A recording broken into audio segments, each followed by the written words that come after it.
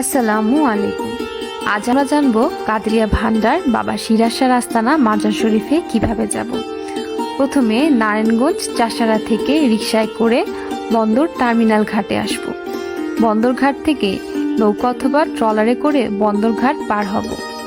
বন্দরঘাট পার হয়ে রিকশা অথবা অটোতে সিরাজ আস্তানায় যাব বলতে হবে।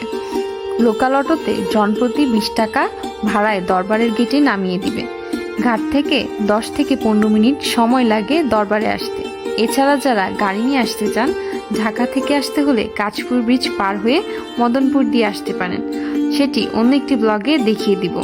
মহানলী গাউসুল আজম বাবা সিরাজ আস্তানায় প্রতি বছর ফেব্রুয়ারি মাসের প্রথম বৃহস্পতিবার ও শুক্রবার বাৎসরিক উরুস মুবারক অনুষ্ঠিত হয়, যেখানে দেশ বিদেশ থেকে বিভিন্ন ধর্ম ও বর্ণের মানুষ অংশগ্রহণ করেন।